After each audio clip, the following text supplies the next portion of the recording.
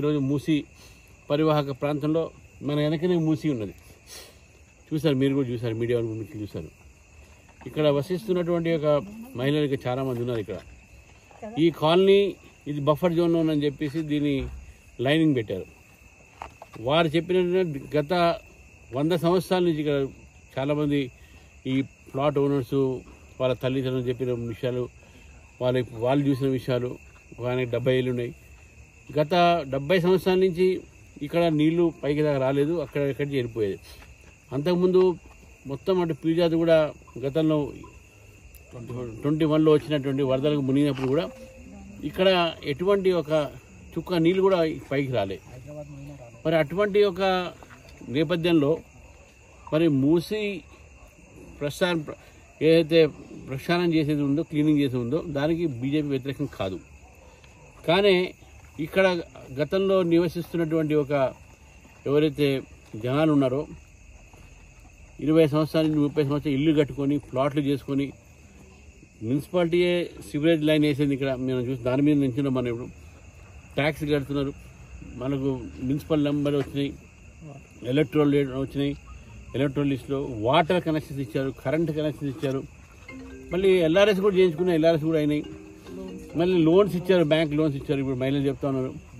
మరి అటువంటి పరిస్థితుల్లో ఈరోజు వాళ్ళని ఎందుకు భయభ్రాంతం చేస్తున్నారు నాకు అయితే అర్థం కావట్లేదు. మీరు మూసి క్లీన్ చేయండి.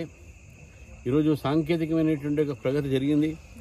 రీటైనర్ వాల్తో మీరు క్లీన్ చేసుకొని నది ప్రవాహాన్ని మీరు మార్చండి. గతంలో 600 కోట్లతో కేంద్ర ప్రభుత్వం ఎస్టీపీలు నిర్మాణం చేస్తే మీరు దాన్ని మార్చి ఈటీపీ చేయండి, ఎఫ్లూయెంట్ ట్రీట్మెంట్ ప్లాంట్. చెరువుల్లో నుంచి గత అనేక సంవత్సరాలుగా భారతీయ జనతా పార్టీ చెప్తుంది చెరువును రక్షించండి అని చెప్పి. అటు గత ప్రభుత్వం పట్టించుకోలేదు, ఇప్పుడు ఈ ప్రభుత్వం కూడా పట్టించుకోలేదు. మీరు ఎస్టీపీలు ఈటీపీలు ఏదో ఉన్నాయో దాన్ని సరిగ్గా మెయింటైన్ చేయండి. ఏ ఎస్టీపీ ఏ ఈటీపీ కూడా సిటీలో పనిచేయట్లేదు. అవన్నీ కూడా క్లీన్ వెళ్ళి వాటర్ అంతా కూడా దీంట్లో మీరు అక్కడ క్లీన్ చేస్తే మూసి క్లీన్ అవుతుంది. మీరు దాన్ని పట్టించుకోకుండా మీరు మూసినే క్లీన్ చేస్తారంటే మొత్తం హైదరాబాద్ సీవరేజ్ అంతా కూడా మూసిలో పోతుంది. ఎవరు క్లీన్ చేస్తారు దీన్ని? మీరు అది ముందు ఆపండి. అది ఆపిన తర్వాత మీరు రీటైనర్ వాళ్ళు కట్టేయండి. ఇక్కడ ఉన్న ప్రజల్ని ఎందుకు మీరు వాళ్ళని ఇబ్బంది పెడుతున్నారు? కాబట్టి ఈరోజు భారతీయ జనతా పార్టీ డిమాండ్ చేస్తూ ఉంది, మూసి క్లీన్ చేయండి. మీ డిపిఆర్ ఏంది, ఎంత ఖర్చు అవుతుంది, ఏంది ప్రజలకు తెలియనియండి. మీరు ఎవరిని కూడా ఇక్కడ నిర్వాసితులు చేయొద్దు. ఇక్కడ వాళ్ళు ఇక్కడే ఉండాలి.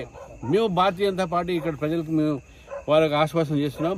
మీ ఇళ్ళల్లో ఎవ్వరు కూడా కదిలియడానికి అవసరం వీలు లేదు. మీరు ఎవ్వరు కూడా మిమ్మల్ని ఇంటి నుంచి నిర్వాసం చేయడానికి వీలు లేదు. ఇక్కడ నివసిస్తున్న వాళ్ళు ఇక్కడే నివసించాలి, ధైర్యంగా నివసించాలి. బీజేపీ మేము వెంట ఉందని చెప్పేసి కూడా మీకు తెలియజేస్తూ మరి ఈరోజు ఈ కార్యక్రమంలో మరి విక్రమ్ రెడ్డి గారు, అదేవిధంగా మా సుభేషన్ రెడ్డి గారు, మన పవన్ గారు, ఇక చాలామంది స్థానికులు, జంగారెడ్డి గారు, మన మహిళలు అంతా వచ్చినారు.